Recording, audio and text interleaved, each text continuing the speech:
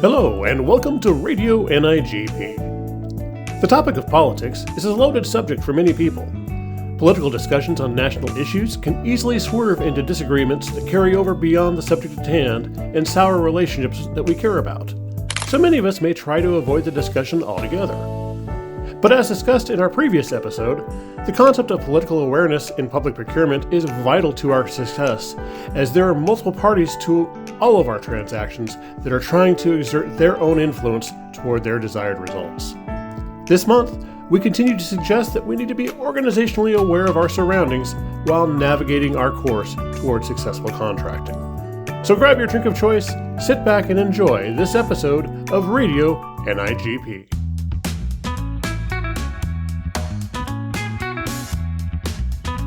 Hi, and welcome to Radio NIGP, where we have a very special segment today. It's kind of like one of those a day in your life type things where we get to meet the NIGP new CEO, Debbie Trueblood. Welcome to the show.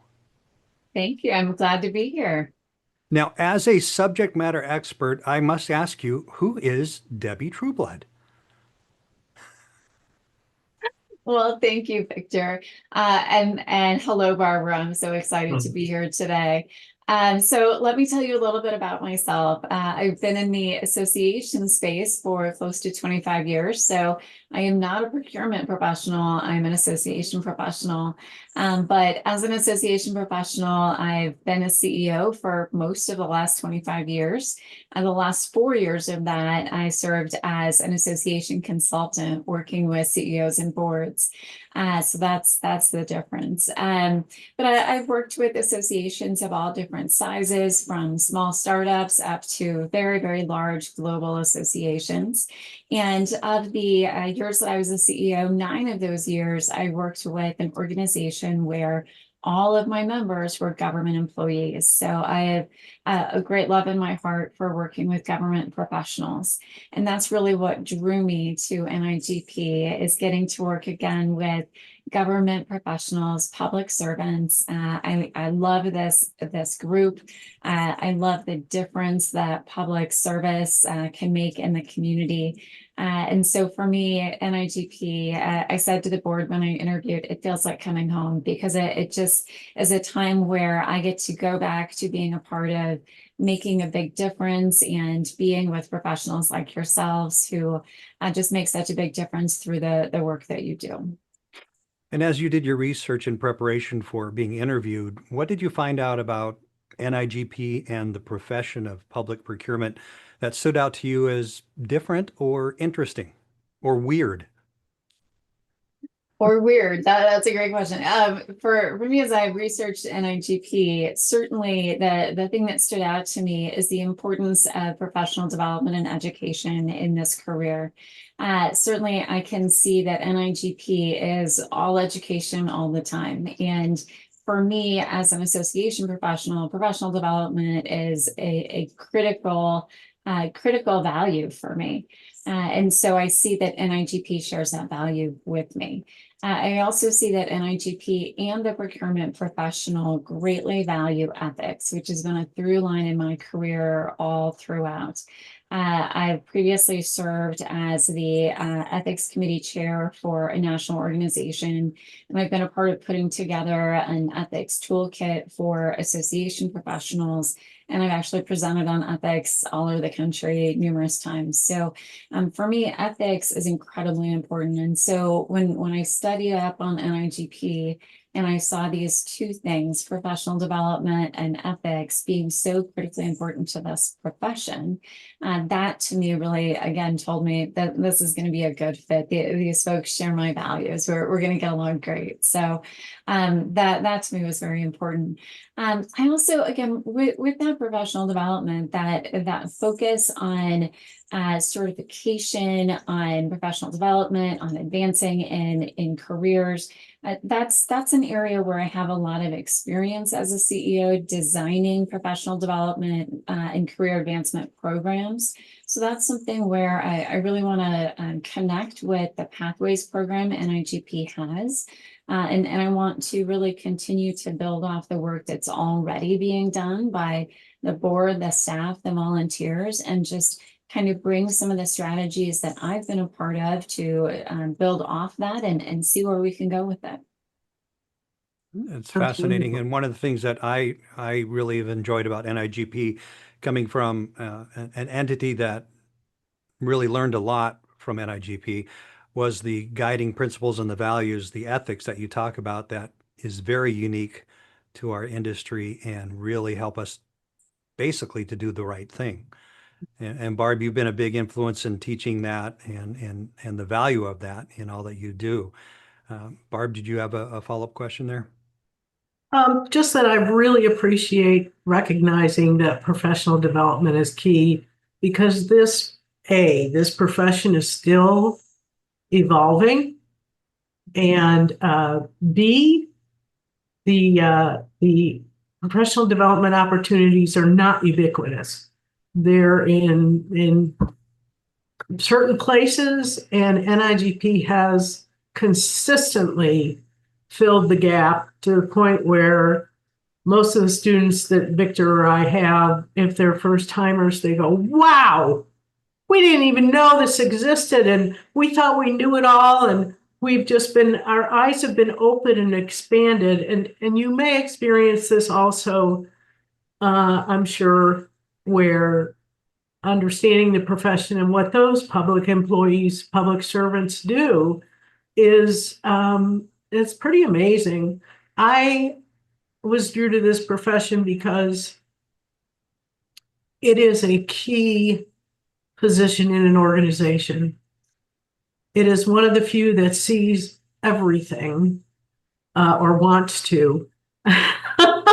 So we learn a lot about the front lines of public administration, and that's actually, one of my passions. So, but I really appreciate that you're very tuned into the professional development aspect, because it's still critical. Mm-hmm. So thank you. Of course, of course. So when you're not wearing your CEO hat, which I presume at days it feels like 24/7, what does Debbie do when she's not wearing her CEO hat? What are your hobbies, your passions? What makes you enjoy life? Excellent question. So, one of the things people might be surprised to know about me is I love theater. And so I've been involved with community theater for most of my adult life, but I also go see shows. This year I'm a season ticket holder, I think, at 4 theaters. So I see a lot of shows. And of course, in community theater, I volunteered in theater for quite a long time. I was a volunteer stage manager. So I was a person who worked behind the scenes. I did that for, I think, 10 or 11 years. But I also served on pretty much every committee that theater had, as well as serving on the board for many years, and served as president many years ago. And so for me, that theater experience was really a lesson in community and in volunteerism. So for me, it was really about being a part of something bigger than myself. And my particular community theater has existed since 1917. So there are generations of families who have been a part of this theater, and we don't have any employees. So it is entirely volunteer run. And so being a part of something where you can see the commitments volunteers make to each other, and everyone kind of rolling their sleeves up and doing the work, no matter what you do in your day job. When you're at the theater, you're a volunteer like everybody else. That to me has been just a really inspiring experience. It's been very important to me in my life. So these days I primarily just go and support theater and support my friends in shows and that kind of thing. But it continues to be just a huge part of my life. You'll find as you meet more public procurement professionals that drama is a natural thing we face every day, and we have to stay in character when we encounter those. And it's a good test of, we talked about our ethics and our morals. What about for you? Do you have a role model, a quote or something you refer to that really defines who you are? Yes. for me, in my entire career, it's always been associations. And so that means it's always been membership organizations. And so for me, my mantra is always start with listening, and that's a reference to the members. So I have kind of displayed that in a lot of different ways throughout my career, but I would say kind of the most extreme example of that with my last organization, I was CEO during the time that we had our 75th anniversary as an organization. And we celebrated that a few different ways, but one of the things that I did as CEO was to celebrate our 75th year. I went on what we called our 75 Conversations tour.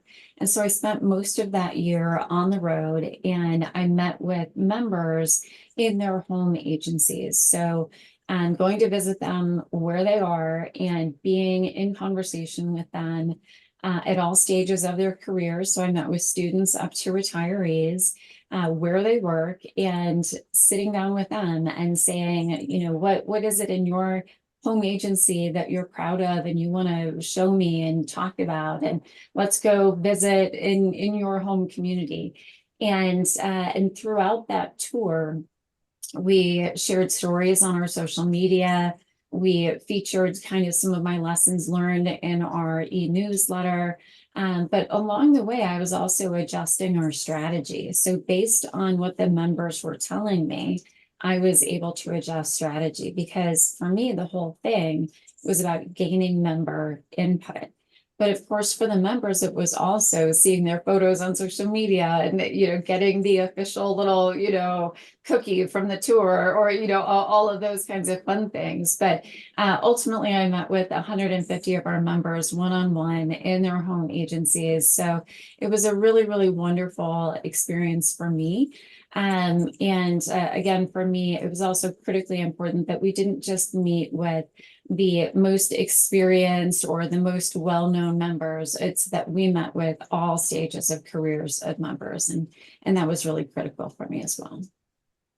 That's excellent. I commend you on that, especially because we, you know, all of our members are at different stages in their careers.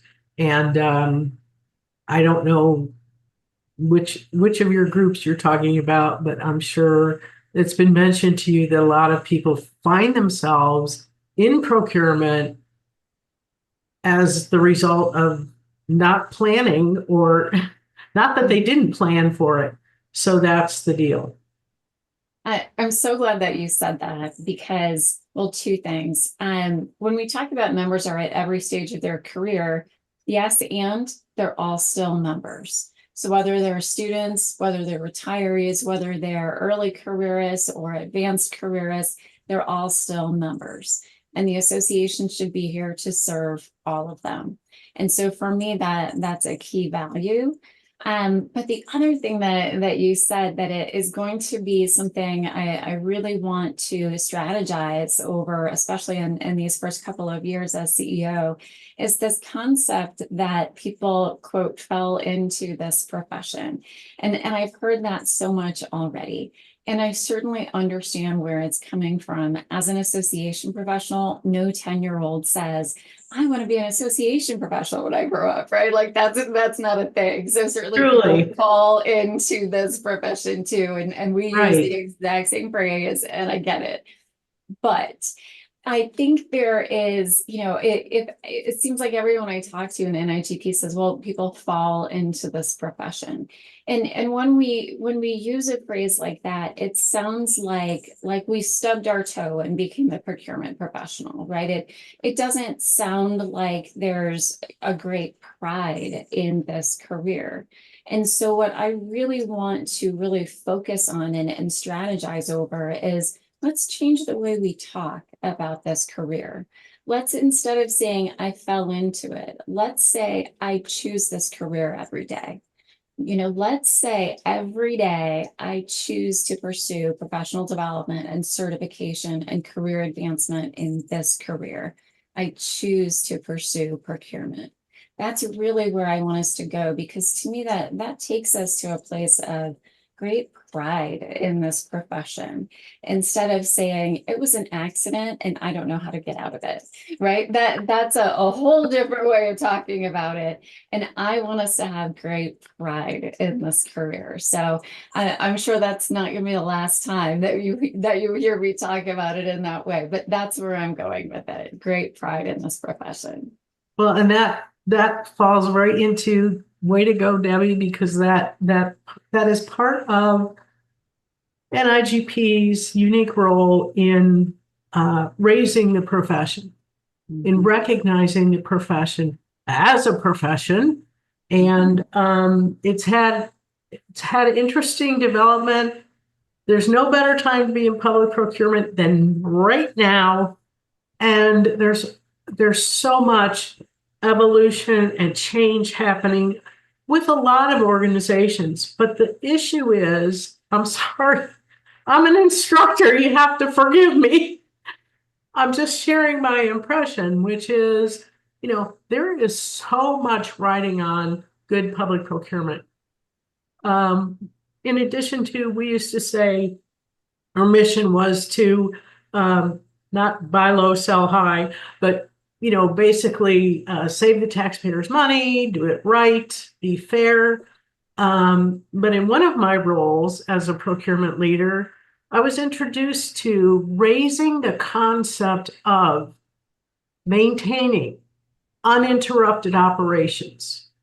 And that became more of the focus as I was talking with students during COVID. Mm-hmm. Okay. Because maintaining uninterrupted operations while saving money, while adding value, while being strategic, while supporting your administration, you know what? Procurement is where the rubber meets the road. And I do have to share with you, and I'm pausing because Victor might want to take this out. But Debbie, with my students, one of my mentors used this phrase.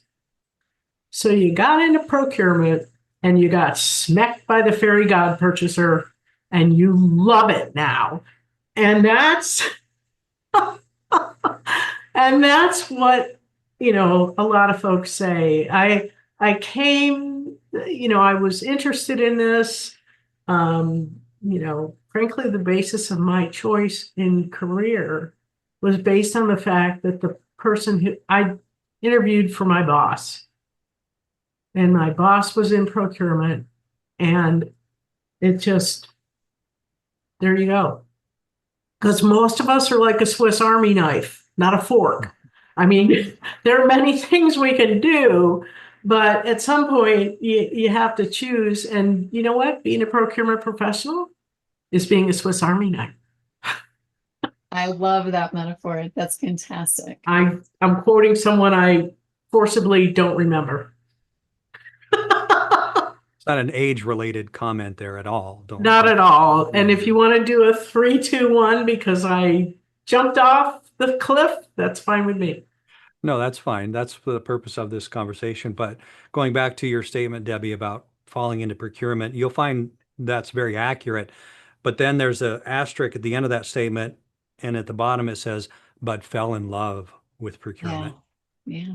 Procurement attracts a unique personality, character, skill set, soft skills that you can't teach procurement without those soft skills: communication, strategic thinking, listening, and empathy, and all those things that now that I'm hiring people, it's like, I don't want to necessarily know if you know the difference between an RFP and an ITB. Tell me how you work in these situations where you're in a gray matter. It's not black and white. How do you decide? And that's what really motivates a lot of public procurement professionals. Is it's Christmas every day when you go to work. There's something new under the tree and you open it and then you get to play with it. And that's, you'll find as you meet more and more with public procurement professionals, just a uniqueness and a passion and a love for what we do. Now, looking at the time now until the end of the year, you've got learning curve. You're probably drinking from a hose in public procurement, and you officially take over in 2026. What what's your life like now? And then follow up with that, what can the NIGP membership do to help you transition into this role? Thank you so much for asking that. So I officially start at NIGP October 20th, and then Rick and I will sort of overlap until the end of the year. So in terms of what members can do to help me transition, and I love that question. I love that you're even thinking in that way. I would say members have already been doing such a lovely thing of reaching out to me through LinkedIn and email and welcoming me. Members have been just amazing. So I would certainly encourage members to continue to do that. My email is already up and running, so dtrueblood@nigp.org. So feel free to email me or reach out to me on LinkedIn and just introduce yourselves. Tell me your background, tell me your story about how you got into procurement. I'd love to hear those kinds of stories of how you got here. So tell me that. And otherwise, just, committees, chapters, councils, any kind of volunteer, just reach out to me and tell me how I can better assist you and your group, your volunteer group as a part of NIGP.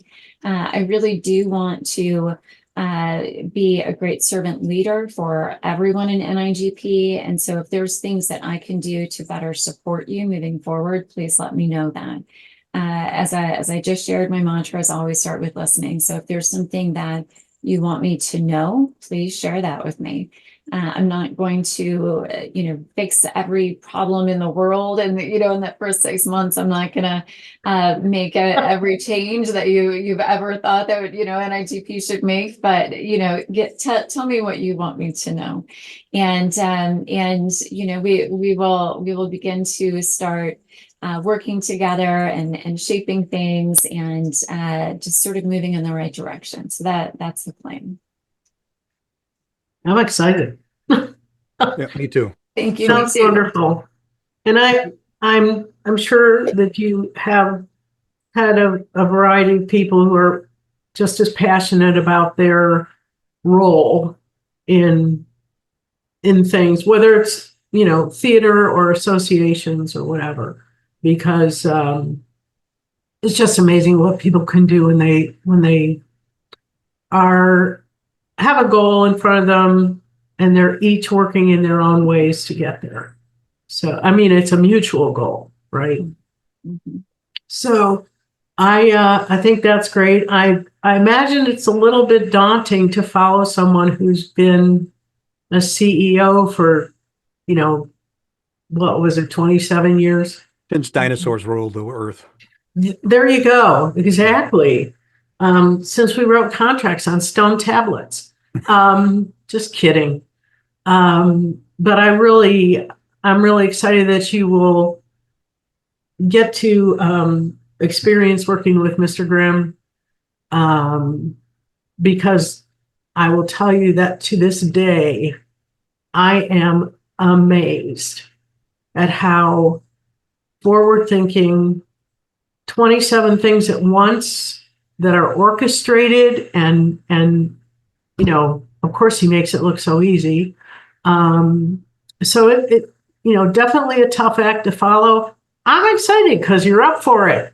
I can tell. I really am. That's wonderful. But good that you're going to have those couple of months. In our business, we call it a contract transition, and it's in writing. So we are familiar with it. And, I think my comment to members would be patience is important. And at this point, many of us are at the we don't know what we don't know stage about each other. And having the opportunity to learn those things is very exciting. Very Agree. And, I'll just say, Rick has been absolutely amazing in assisting me with the transition already. And even though I haven't had my first day on the job yet, we're already meeting at least weekly. I'm already meeting with staff. And Rick has done just an amazing job of paving the way for me and supporting me. And we're already getting along great. And he's doing so many things to just make things easier for me. So I couldn't have asked for a better person to follow. And it is going to be difficult to follow someone who's been there almost 28 years. Because there are things that he knows that I'm probably never going to be here long enough to actually learn everything that he knows. But he is such an incredible leader, and I greatly value his knowledge, his wisdom, his legacy. And so, again, my intention is to really build off what he has created and to really keep his legacy alive and going and honor that moving forward. And he is, in kind, sort of paving the way for me to start where he's leaving off. So I think the transition's been really, so far, very mutually supportive. And I haven't even started yet. And it's been it's already so great. So I just want to, just let the members know that Rick has been wonderful to me. And I hope if he were here, he would say that I've been wonderful with him. So it's gone very well. Well, and again, likewise, he has been very excited and very positive about this transition, including his opportunity to, quote unquote, have a life. And I can just tell, I can imagine that it's going to take a while to meet everybody. But at the same time, Debbie, I'm so excited about this conversation because you've got it. Thank you. You got it. And I'm excited for the future for our, young folks in the profession and moving forward. I think there are amazing things that you are going to accomplish with the membership. So there you go. It's not an expectation. It is a hope and a volunteerism that we will help all mutual success. Excellent. Well, it is my expectation. So it is my expectation that NIGP moves on to amazing, wonderful things in the future, and that we achieve that through the collaboration of the members, the board, the staff, the volunteers, and that we achieve that together. So that is my expectation. Great. It's coming across. Good. Thank you.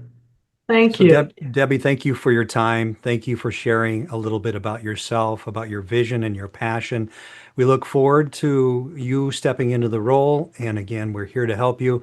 So on behalf of Barbara Johnson and myself, this is Radio NIGP.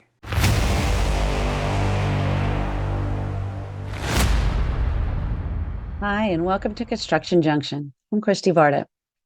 In this broadcast, I would like to cover a few extra things that may affect your construction procurements. So just because a public entity wants something or needs something doesn't necessarily mean that the procurement code makes it allowable for you to actually procure it in the means that your end users would like you to procure it. There are many jurisdictions and public entities that actually have separate procurement requirements when it comes to public works or construction projects. It could be a limitation on not being able to use cooperatives, always having to do the majority of your work as low bid. So this time of year in October or even sooner is when you sometimes may need to be talking to leadership to see if you have a local legislative branch that reaches out to the state legislature to possibly make changes in a procurement. For example, maybe that there's something that's extremely difficult to procure, but your construction code limits you and tells you can't use a cooperative, but yet the only way you can get the actual people you need to work with is by using a cooperative. Maybe there's a way to add a carve out to add that particular type of procurement as an exception to the restriction on using cooperatives in construction.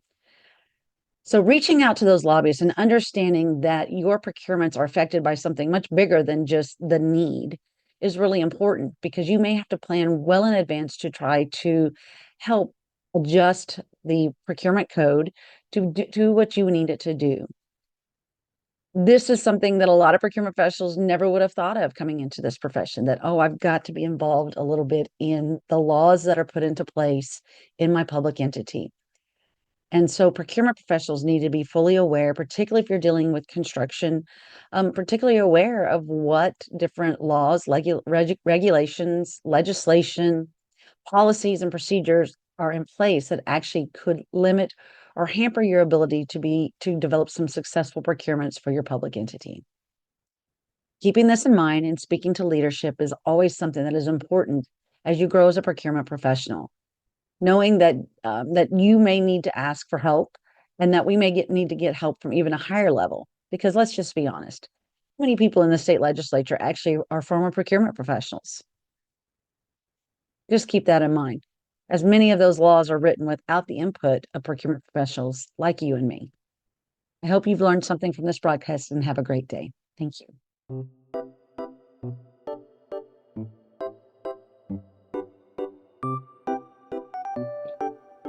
Hello and welcome to Radio NIGP Deeper Dive, Making a Splash. My name is Bobby Tolson, and I'm joined here today by three of my wonderful colleagues, Cheryl Mankey, George Barber, and Rebecca Key. Thank you guys so much for joining me today. So our topic today is going to be managing the politics of procurement, balancing policy, pressure, and mental well-being. As you guys know, I am a mental health advocate. After my own mental health challenges, I make mental health part of my everyday life. So as we go through our segment today, we're going to keep mental health and well-being part of our focus. So Cheryl, do you want to start us off with the first question? I would love to. Thank you. So, the first question is, how have politics most directly impacted your procurement work, and what effect has that had on your team's morale or mental well-being? And that is such an amazing question, Bobby, to start this off, because we think about politics often from the personal perspective and the stress that the political world, especially in today's environment, can put on us at home. But something we need to pause and think about, especially as leaders, is how are politics affecting our employees at work, the morale of the entire team, of the division, the agency. So for us, every time there is a governor change, because we are leading the state procurement office, that governor change impacts us. That's my boss's boss's boss, right? And it changes our work. It changes the culture potentially, because the governor actually appoints our director, who's my boss's boss. And so when a new director comes into our agency, they often bring in their own people. They could let go the C-suite and replace them with new C-suites, which usually happens. They could replace even down to the director over procurement. And also they bring in new priorities, both the director of our agency and the governor. So I personally work very closely with the last governor of 12 years, being the chair of his green directives and implementing that boots on the ground through contracts and procurement. We are the ones that operationalize leaders, governors, directors, initiatives through procurement. And so when those people change, then we have to not only adjust to a new person and how they like to do business, how they work, what their expectations are. What are their priorities? Are the priorities going to be the same? Is this new governor that we gained in January and our new director going to prioritize green? Or is supplier diversity going to remain a priority, or is something totally new going to come in? And so all of that requires change management. We have to lift and shift. We have to get to know them. I knew the past governor very personally. He would come to our meetings in person or via Teams or Zoom. I would bring him in for March Procurement Month. I have never met this new governor since January, and I don't know if I will get to know him where I knew the last one very personally. So just a lot of change. And so if those changes are happening to me, how's that affecting our team and the angst that they're feeling? And how do we help them through that change management, through that mental health and wellness, and just staying on top of that and making sure we are addressing the human side of the work as the actual work changes. Yes, sure. Thank you for that. And as we all know, procurement isn't just about contracts, right? Procurement is about navigating policy, politics, and the pressures of our job. So, George, with that, what do you think about question number two? It's a good one. So question number two is which policy change created the biggest challenge for your entity, and how did you help your staff manage the stress of adapting? And it's a nuanced one because I think anytime you get some political turnover, it's kind of like a wait and see. Like, well, what is that going to mean for us? And specifically for us in the city of Palm Bay, we have a council that is very keen and intent on being fiscally conservative, and from the top down, they would like for us to, the actual directive is to cut a percentage. I won't disclose what percentage of our budget while maintaining services. And, what does that mean for procurement? So what I've been trying to do in managing expectations with the team is to say, hey, let's try to schedule some meetings with our end user departments. We schedule these strategic planning meetings where we're just trying to get ahead of what we could potentially economies of scale. We can bundle certain projects. And then we talk about our contracts. If there's something we can do as far as escalation, where possible, the default is it's going to be no unless they provide the appropriate justification, and just looking at certain strategies where we can try to deliver what the directive is. And how we manage that stress, it's a battle. It's a work in progress currently, because a lot of that means a significant uptick in the workload for the team. Um, so right now we're just currently trying to plan, trying to do everything as best we can, but still no perfect science, and we're trying to make our way through it. But to date, specifically with our council, that's been a directive that's um, been a very interesting one to manage and navigate. Wow. I have to say, George, I do not envy you. Been in that position when I was a practitioner, and I'm confident that you and your team and your organization will see your way through it. But I'm sure that right now, balancing that along with the workload and trying to make sure that your team mental wellness is in place along with your own. So I'm sure you'll figure it out. So thanks for sharing. So, what do you think, Rebecca, about how election cycles affect procurement? You know, it's just one of those obstacles when it comes to being in public procurement. But I know for staff, particularly if they're newer staff who haven't really been through procurement cycles before, or it hasn't affected them before, right? Because in my experience, cities and counties, generally those election cycles are a little more they affect procurement a little bit more, and so the change can feel a little bit more like whiplash.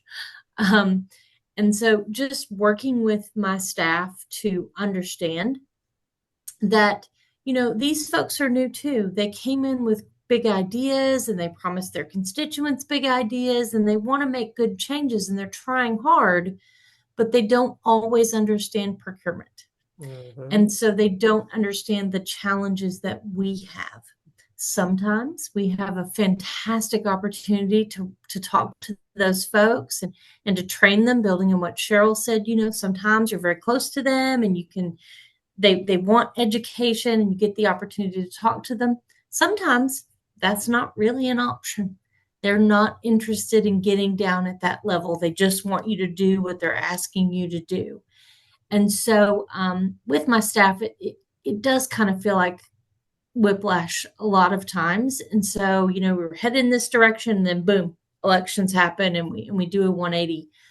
What I like to do is create a safe place for my staff to sort of vent those and make sure they understand what is safe and what is not safe. Emails and Teams messages, not safe, right? But if you need to come in my office, we close the door and you just let it all out. Super. And also talk to them about the fact that the work that they have been doing, even though it may temporarily pause, oftentimes that work is not lost just because we're pausing it for a minute. It often circles back around. It's just that the new folks coming in have higher priorities. And so working with my staff to make sure that they feel safe, they feel guarded, and they don't feel like the work that they've done is wasted is really important. Yes, I couldn't agree with you more, Rebecca, that it is definitely important to have that safe space for your staff.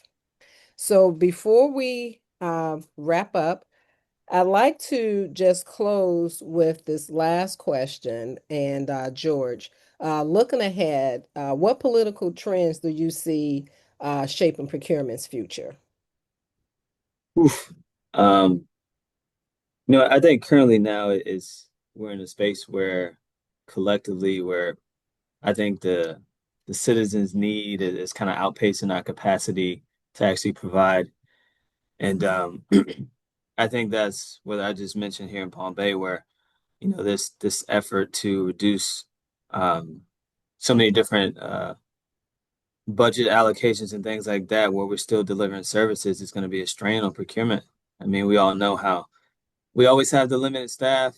Um, you know, we're always the unsung heroes, and I think it's going to be really difficult to try to manage those directives and expectations and still deliver quality services like we've always been doing. So I think a trend is um, it's coming as far as like the continual effort to reduce certain things. But what we do on a technical aspect and in a mental aspect for our teams is maybe having more, whether it's team outings, things where we can kind of take our mind off of the goal and the task at hand, because it's going to be there, it's going to remain. So team building is always a big thing that I try to do.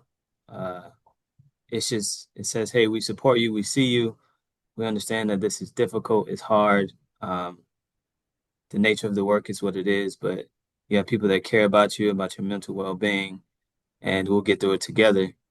Doesn't take away from the work, right? But I definitely see that in the foreseeable future. And I think, lean on each other, letting everyone know that we're a team is kind of where I see us headed. So Wow. Thank you for that. And thank you, Cheryl. Thank you, Rebecca. And that's it for today's deeper dive. But just remember, procurement is as much about people as it is about policy. When we manage politics with integrity and protect our mental well-being, we serve not only our organization, but ourselves. Thank you so much for joining us today, and I hope to see you back here again real soon. Take care.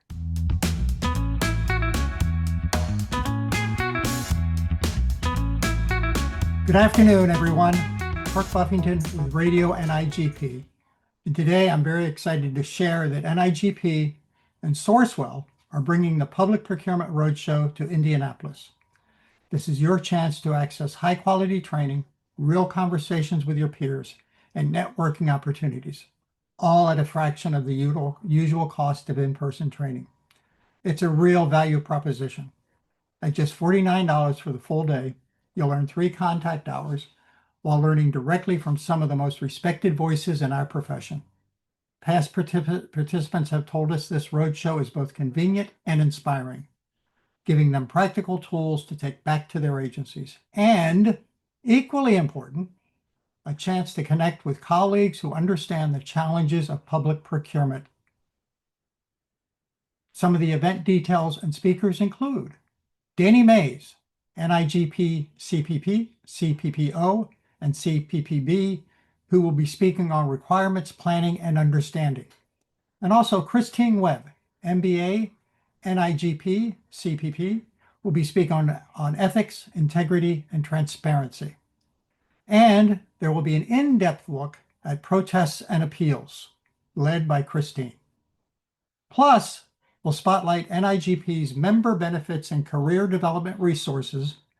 You'll get it from the horse's mouth, so you leave not just with training, but with tools to grow your career. So, if you are ready to learn, connect, and be inspired by these great speakers, don't miss this chance. Spots are limited, and the roadshow only comes around once a year in your area. Register today and join us in Indianapolis for a day that will elevate your procurement practice. Thank you, everyone, and see you on the air. This is Kirk Buffington for Radio NIGP.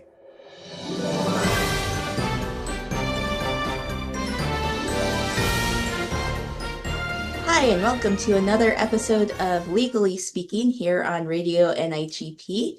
I'm Valerie Scott, joined here with my colleague Mike Beavis. And Greetings, everyone. Yeah. Our other colleague, John Walton, brought up a really good point that when he was a procurement specialist, he often wondered, what do I need to know about politics?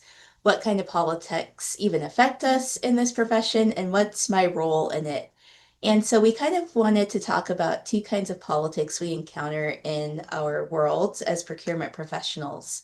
And one might be the office politics, and another might be actual politics that we see in the regulatory environment. So, Mike, what would you add? So when I think about that, I think mostly about that outside politics, because the internal politics we deal with all the time. But for us, it's that politics with a capital P that becomes big. And there we really do two roles in that respect also. One is we provide information to people who make political decisions, whether that's our city council or our board of regents or whatever it might be. And then we also use the political structures to improve procurement as a function and to make our organization and what we do better. So I think there's both ways we inform politics and ways we use politics. That's a really good point. I know, for example, when we are in legislative session here in the state of Colorado, if there's a piece of potential legislation that might impact procurement or contracting or construction, that information gets sent to me to analyze it, figure out what the impact would be, and even recommend what I think the city's position should be on that. And that would go to our governing body to determine where their stance is going to be, if any, on that particular piece of legislation. Do you have any examples like that in your own world, Mike? Yeah, so in my world, since I'm old, I've had a lot of different experiences on things like this. From when I was in Illinois, I testified before Joint Commission on Procurement Reform for the state, and that was a highly political charged effort because there's always the balance between what Chicago wants and what the rest of the state wants, and how that works out between the Democrats and the Republicans, and how the reforms happen. And that was a really interesting experience, and we built a system based on the ABA model procurement code, which was a good result. But then on a more local level, we deal with issues all the time. Like we just had a legislative provision where we were backing down from some of our DEI programming specialties, like our targeted market solicitations for certified woman or minority owned businesses. We had to, or at least there were those in the political arena who perceived the need to expand the definition to include small businesses and better known businesses and other ones. So we paralleled the federal model and didn't run afoul of federal activities under the current environment. Right. So we had to make decisions that required either courage or capitulation. Right. So it's very interesting. We live in interesting times politically. We do, and I think that alignment is something that we can be very cognizant of. And I always say, we want to do the right thing. How do we do the right thing in alignment with whatever the current climate says we must do? So I think that's a really important thing for us to be aware of in this arena. And there are times where you have to rely on your attorneys to give you an opinion about what you can and can't do, and whether you need to change things or modify things. It's I've often said that if my legislature makes a bad decision, it's because I failed at my job, because I didn't adequately inform them and give them the information they needed to understand the ramifications of what they were about to do. That's a really good point. And you and I had talked earlier about logic, and the better we can present our logic and analysis to our governing bodies, the more we do empower them to make good decisions. I have the example of pulling our thresholds out of our local ordinance, which would be our law, and putting that into a policy, and then subsequently expanding our thresholds to match the federal thresholds. So rather than just saying we're going from a $50,000 bid threshold to a $250,000 bid threshold because I felt like it, it was like, no, I'm doing this because it actually aligns with federal regulations. We get a lot of grants, and this makes us more operationally efficient because people aren't trying to figure out which set of rules apply based on what the funding source is. Right, and that's a great suggestion. I'm actually going to take that up, although I have some management issues that some of my city council members won't want to raise the limits too high because they want to look like they're policing heavily, right? Like they're imposing rules so they can be sure we do the right thing all the time. And that's a function of trust over time, but more how much the public trusts the elected officials and how much they have to appear to be something they either are or aren't. It's an interesting world we live in, like I said.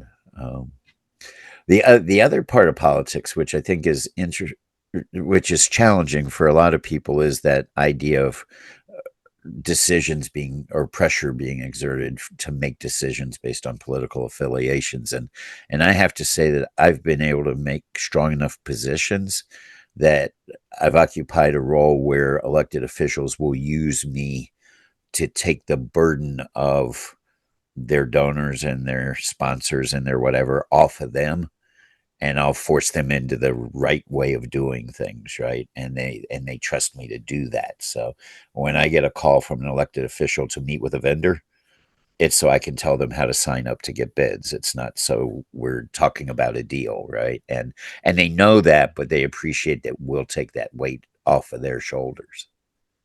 Yeah, that's a really good point because, locally, our city council is supposed to be nonpartisan, even though there might be feelings amongst the constituents about people's individual leanings.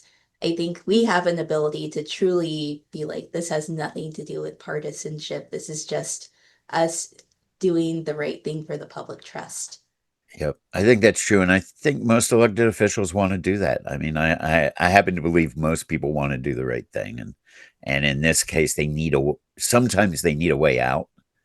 They need somebody to be, I don't want to say the bad guy, but to be the voice of rationality, or the voice of the system, right? And so if we can serve that role, it's a good role to be in. Absolutely. Yeah. All right. Well, is there anything else you would add to our brief discussion today? Yeah, it's one of those discussions. Politics and procurement could go on for days, literally, but unfortunately, there's a whole show for Radio NIGP, so I think it's a good spot to stop. All right. Yeah. Well, thanks everyone for joining us, and we look forward to seeing you next time on Legally Speaking. Thanks, everybody. Bye. This was my very first trip to Denver, and right away I was struck by the scenery and the city's vibe. When I checked into my hotel, I noticed a giant blue bear peering into the convention center. To me, it looked like it was searching for something to eat, and it made me laugh. I always appreciated public art and a good laugh, so immediately it set the tone for the rest of the trip. On my way to the opening session in the morning, I passed the gift shop and saw a replica of the same blue bear in 2 sizes. I decided to buy one to commemorate the trip, and since the trade show was happening that day, I carried it with me.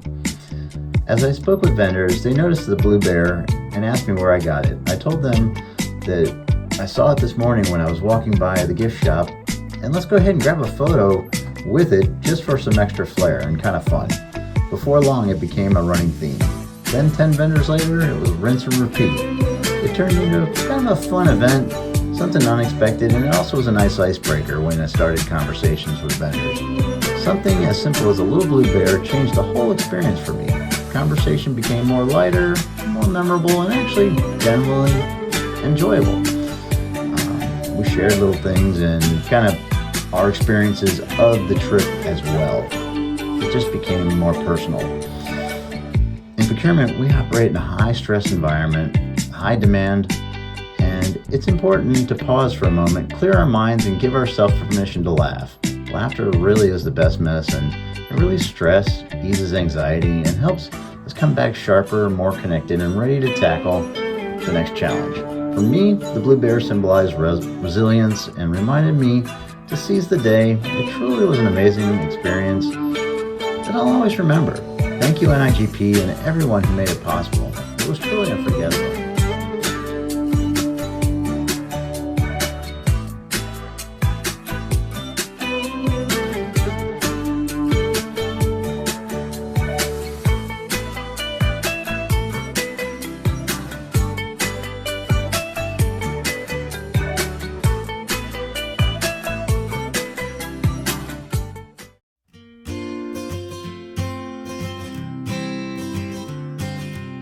Hello, welcome to Chapter Updates.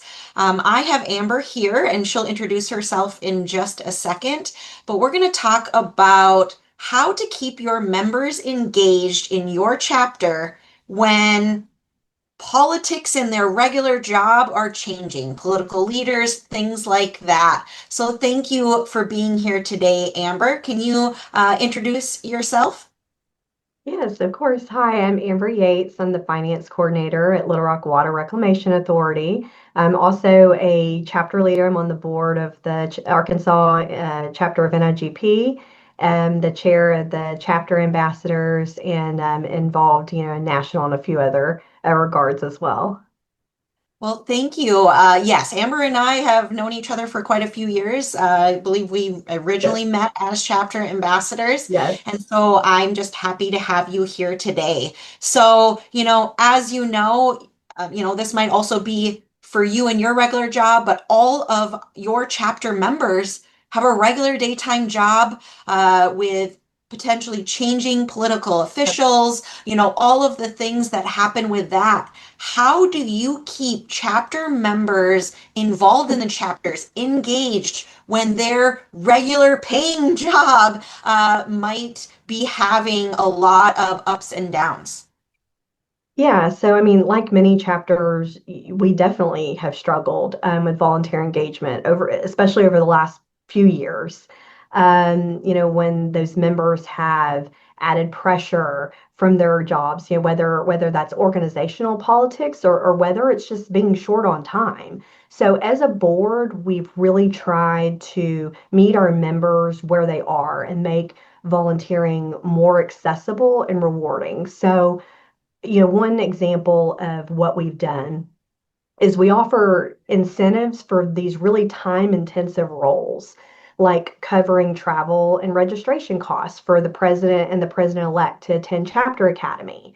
Those events not only help with professional development, from a if you go from a WIFM, perspective of what's in it for me, it helps with their own professional development, but it also helps with the chapter in bringing back great ideas. Peggy Hoffman's sessions always have a huge influence on how we think about and how we continue to try to frame member engagement and volunteerism.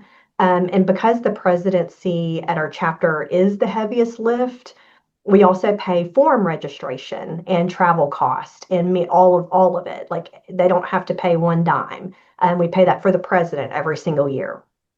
Another thing that we do, um, we pay for travel costs to other area, like other conferences in the region. So for board members that are planning the conference.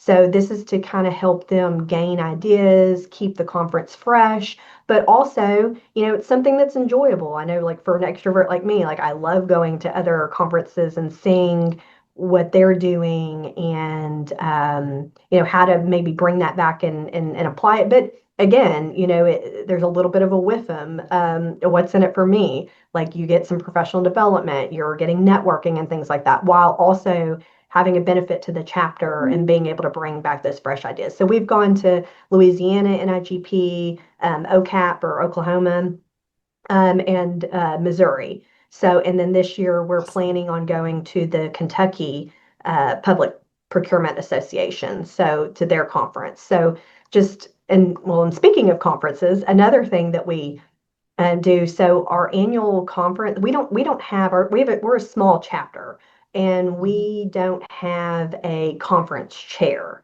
position right now. So that's been something that has kind of been on the president and president-elect, which as anybody who has planned a conference knows, that's a huge lift. So knowing that there's other things going on like politics and things going on in workplaces and knowing that maybe that's a little bit of a barrier for incoming leaders, we added a budget line item. This was, I think, a couple of years ago. We started doing this for an event planner to take some of that burden off of the board and off of the leader. So they still maybe have to do, of course, some things, but this event planner is taking a lot of that load off of that person. So that definitely has made a difference in those that are interested in running for president. Whereas we had a lot of trouble trying to get anybody to run a couple of years ago. Now that we have that helpful line item, it definitely has made people go, oh, okay, if I've got help with that, then this is something that I can take on. Another Awesome to have yeah, that. yeah, we're lucky as a chapter. We've been budgeting very conservatively for years, and been trying to and been thinking of new and different ideas about how to approach conference in a way where we're still, making a little bit of money, but then we're also taking that money that we're making and we're giving it back to the chapter in different ways, right? So that's one of the ways that we're giving back. Another way that we're doing that is putting that money back for we subsidize NIGP national classes for our members as well. So that's just trying to think creatively about how are we going to do that, right? How are we going to use that money that we're making and invest it back into those that are investing in the chapter, right? Right. So another So, time go ahead. sensitive thing, or another time sensitive or time intensive, I should say, position is treasurer, right? So one thing that we've done there, again, because we have members that are interested in doing it, but they're like, I don't, with all of the craziness going on. There's one member that's in a city that just went through a total mayor reelection. They had the same mayor for 3 terms. Now they have a new mayor, and you're dealing with that, right? And she was interested in being treasurer, but she was like, I can't devote all of the time that it takes to be a treasurer. So what we did is we split the duties of that position up between 2 people.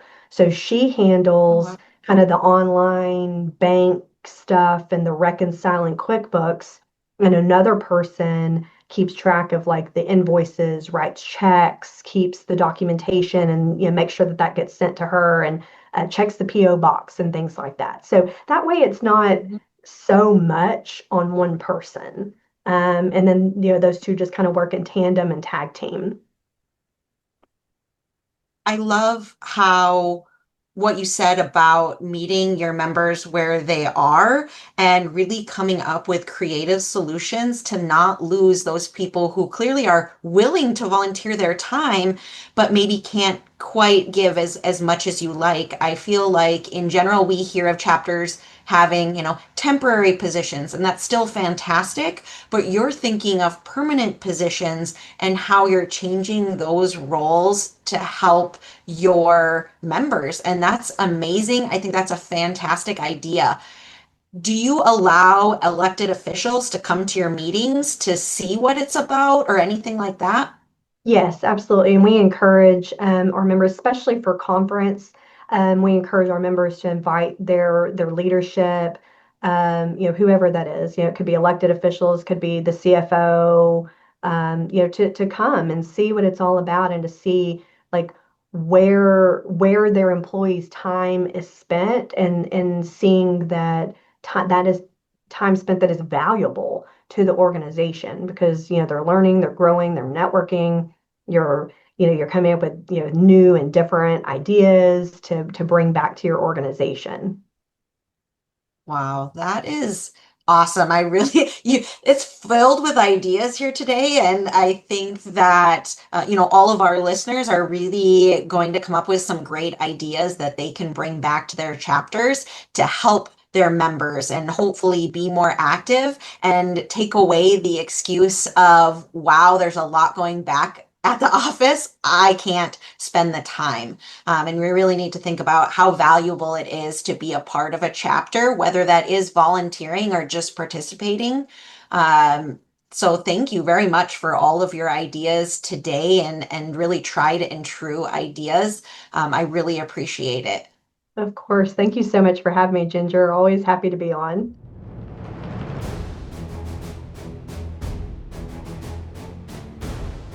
Hello. Thank you for tuning in for this introduction of our new NIGP segment called Power, Politics, and Procurement, PPP, that you will see sessions coming in future months. My name is Jack Pellegrino. I've served in the procurement field for over 4 decades in both government and commercial roles, and currently I'm adjunct faculty at the University of San Diego Knaus School of Business in the Operations and Supply Chain Management Department. During my career, I have gained extensive knowledge and experience in recognizing and integrating all 3 successfully. In coming sessions, we will expand our discussions in PPP with both interviews and panels of fellow professionals with experience and insights representing different types of business organizations. These sessions will have knowledge and insights for everyone, whether you are new to procurement or have been in the field for some time. Now, more than ever, these 3 Ps are changing more rapidly than ever before, and as new leaders assume new responsibilities within our organizations. We invite you to join us in these 3 sessions as we bring together seasoned procurement leaders to explore the often unspoken dynamics of influence, internal politics, and power struggles that shape procurement decisions. From navigating stakeholder agendas to managing executive expectations, this discussion will unpack real-world strategies and practical suggestions to be successful in complex and quickly changing environments. A few key takeaways we plan to cover are understanding your organization. What are its goals, objectives, and business needs? How to engage with internal customers for success. How to recognize subtle forms of influence in procurement settings, both internally and externally. Strategies and techniques for building influence without formal authority. Managing competing interests with professionalism and clarity. Ethical considerations and navigating power dynamics. And how to identify and manage political undercurrents during the procurement process.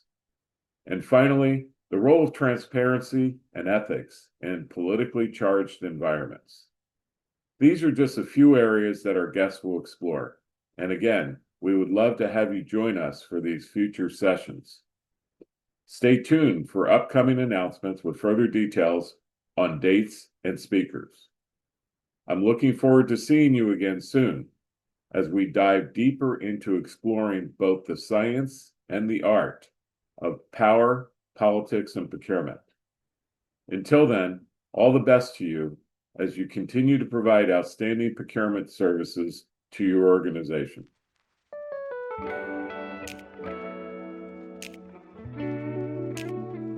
Hello, and welcome to Way to Grow, an NIGP mentorship moment.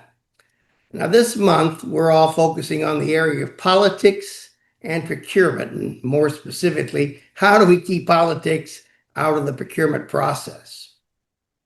Here at Way to Grow, we recognize that one important strategy to minimize political influence in procurement is to provide our own elected officials with some proactive training in order to facilitate their personal and professional growth by providing them with some information necessary for them to gain a better understanding of the process.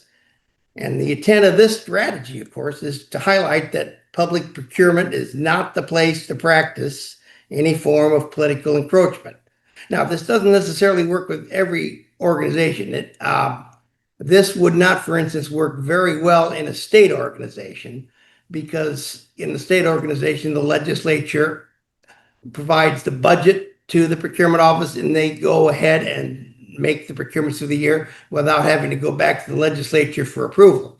But for many of us, probably a majority of us, we have to deal with a commission or a board or trustees or some group like that, which does make a final decision. And those individuals have a direct stake in the approval process. So this strategy should work a little better for that type of organization.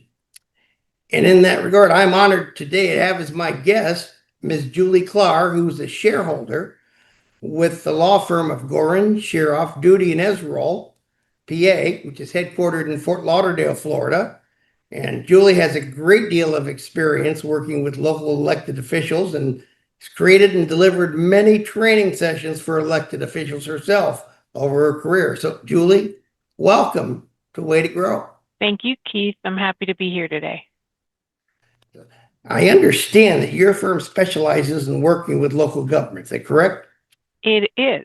We Can you have. tell me a little bit, can you tell me a little bit about your practice? Yeah, we've had continuous existence for about 50 years, specifically focused on representation of local government organizations. And we continue to do that today. We primarily focus in South Florida, but we represent organizations all throughout the state. Well, I know one thing. When you deal with local governments, from personal experience, I know that you work with both local government elected officials and procurement staff and city managers in your day-to-day operations and staff of all the departments. And I know that you understand the issues and struggles of both groups, both the staff and the elected officials. And you have proactively worked with many organizations to provide training to local government elected officials about local and state requirements, as well as offer advice, as is expected from a law firm, about what they need to do to avoid the consequences from exercising political encroachment on public procurement functions.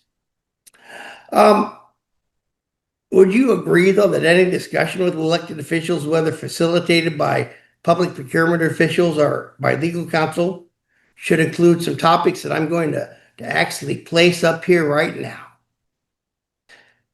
Here are a few topics that I think that apply. Your entity's own procurement code, state, local, and federal statutes that govern or impact your local entity's procurement practices, related state statutes that impact your entity, such as the UCC, any cooperative procurement statutes, professional services statutes, public records and meeting statutes, etc., which I know are extremely important here in the state where I live, in Florida.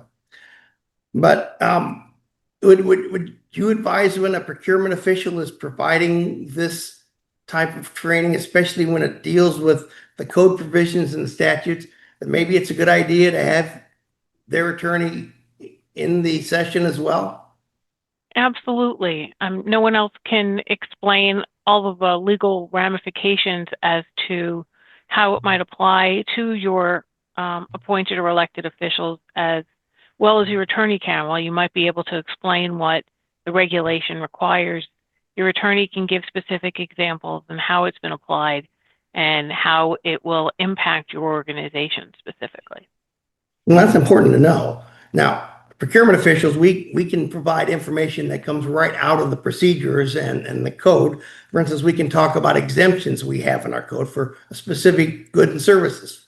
For instance, art, public art or artwork, where only one individual creative person can actually create the final work that we want to display. Or we may have an exemption for regular groceries when our fire department have to go out and do weekly shopping for their kitchen. So things like that are exemptions to your code. You also may have exemptions that cover emergency procurements or specific requirements and processes to handle emergency procurements, as well as sole source procurements or single source procurements. So that's an area that the public procurement official can provide some significant value to, as well as outlining the entity's procedures. What are your competitive thresholds? What are your small value procurement thresholds and quotation thresholds? What are your procurement card procedures and requirements? Are there any other exemptions to the code or exempt requirements that may be covered by a state statute? Those are things that the procurement official can readily provide to the elected officials. One area that I used to be able to, before I retired, I was always insistent on providing the commission with prohibited practices, things you can't do. For instance, you can't make procurements over the procurement threshold without the approval of the governing body, or you can't deliberately split a purchase up or string a purchase so that the value of multiple transactions would allow you to buy the item you're looking for, but in itself would exceed the procurement threshold. There's things you just can't do in local and state government. Also general procedures that you might use and the elected officials may need to use in the requisitioning process, or participation in solicitations, award recommendations. In some cases, this needs to be covered because the elected officials may actually be required to not be involved in any of the processes prior to the time when a recommendation for award is made. There are many entities, for example, that don't allow elected officials to serve on evaluation panels, except for some very specific requirements that are detailed by our code or a state statute. So it's just important for the elected officials to know what they really need to keep their hands out of, as it is for them to know when they need to be involved and to what extent. Would you agree, Julie, that these are all elements of the procurement process that should be covered in a training?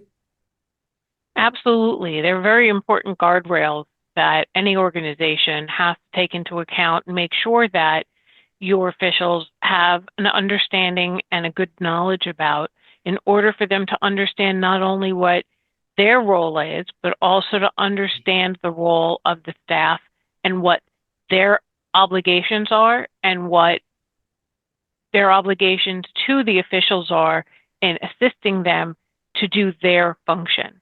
Some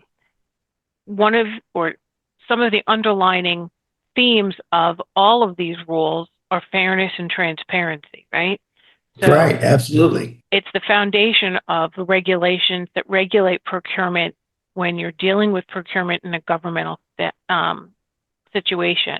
Public service is the basic function of government, and it's underpinnings of the government's basic function at every level. So sometimes you have to understand where your officials are coming from in order for them to understand how these guide rails will guide not only your actions and behaviors, but also theirs. Sometimes you can't forget that they all come to their positions from a diverse background. And that diverse background, they bring many varied ideas to the table. And they're very excited about getting this new role and coming into this role. And they want to share that enthusiasm. And nobody wants to dampen that enthusiasm, but they might bring new and unique ideas in an ever-changing society to the government organization for the first time. But while this can provide valuable insight and impact to your agency, sometimes that unique creativity will get stifled once they learn all the regulations that you're explaining to them and training to them, and they look at that as being handcuffed, as though they can't be as creative and bring all of their insight and new energy and dynamics into the process. A lot of people come to government thinking they're going to change things, and while some change is definitely welcome, it has to be done within the guardrails that are already in place from which the organization can actually operate. And it's easy to trample and stifle their creativity rather than harness it, but your attorney can definitely explain to them the pitfalls that they would trip over if they were not following those guardrails and staying within them, but also can help them and help staff to harness their creativity in order to bring it forward to help benefit the organization. Their ideas can usually be accomplished, might not happen in the way in which they're bringing it to the table, but your attorneys and the staff can work together to help them see their ideas to fruition. And once they recognize that you're there to assist them, it usually brings them around full circle to understand that you're not trying to hamper them, but rather to assist them to do it in a way that the agency can manage. Well, there is one more area that's probably the most important aspect of any training provided to elected officials, and that's the area of ethics. Absolutely, and it's the last one on your slide, and it's the most important one, though. Well, and when you're talking about guardrails and statutes and regulations that are providing the structure for the process, ethics is absolutely included in those requirements. There are applicable codes at all levels. It doesn't matter what level of government you're at, whether it is state, local, or federal, but it's also the funding source, right? If you're seeking grants in order to facilitate the project that you have at hand, that funding source, whether it be a private funding source or a public one, has its own type of regulations. Your organization has ethics that they're required to follow. There are state ethics codes. There might be federal ethics codes, and which ones apply in any specific circumstance can change. But as I indicated, fairness and transparency are key. And serving the public is the basic underpinnings for what government does. And if you lose sight of that fairness and that transparency, then it has a tendency to breed doubt and suspicion. And so in order to keep that at bay, training your officials on the ethics that apply not only to your organization as a whole, but also to the specific procurement is key in order to get them to understand the requirements moving forward to facilitate moving the process to conclusion. Right.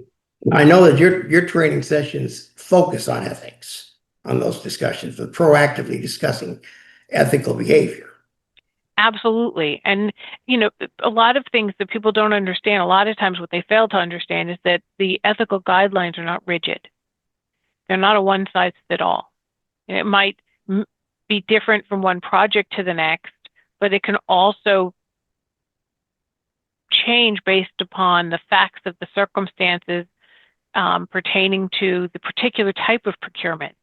There could be an emergency, or there could be a special need, or there could be a specific type of project. There could have been a change in the law. All of these things affect different shades of how things might affect the various regulations, ethics, and guidelines that the organization needs to come through. And sometimes when looking at various ethical procurement, I had an organization who was very upset that they didn't go through a specific type of procurement, but under their regulations and the rules that apply to them, they weren't required to procure that professional service the same way they would a specific commodity or another type of service. And it's explaining those shades of difference to them that make them understand how things can be treated differently, even though it's perceived initially and at the outset to be the same. So at the end of the day, it's a reasonable conclusion that local governments can potentially minimize political encroachment on their procurement process, as well as many other processes managed by local government staff, by providing this type of elected official training, especially about ethics, in order to create an environment of trust between the elected officials and the entity staff. And I like that so many entities have availed themselves of attorneys such as your firm to assist them with this training, as you have the credibility we need to be impactful. So that just about does it for today, for our segment today. And Julie, I really want to thank you for taking the time to chat with me today on Way to Grow. You did a great job for us with great information. And as always, I want to remind everybody that you can find the NIGP mentorship program, as well as our mentorship Facebook page at www.nigp.org/mentorship. Reminding you now that this is Keith Glatt speaking, and hoping that you'll join me very soon here on Radio NIGP for our next segment of Way to Go. Radio, and reminding you that this is Radio NIGP.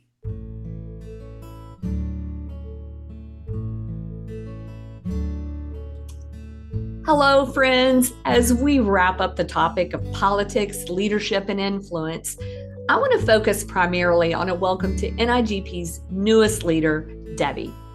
As she steps into this role of CEO, we want to welcome her and her fresh perspective to the Institute. We were all able to get to know her a little bit better during today's broadcast, and we look forward to continuing building that relationship going forward. As with any change, let's commit to being open-minded, supportive, and willing to share our thoughts as she leads the Institute into this new season. Yes, we know change can be hard, but change can also be exciting. Rather than focusing on whether the glass is half full or half empty, let's remember that we have a glass that's refillable. And as long as we continue to collaborate and work towards our common goal, the profession will continue to advance and move forward with that next level of excellence. In the end, it should be less about playing politics and truly more about helping our constituents, our communities, and our stakeholders. In the words of our current fearless leader, continue to be brilliant, friends.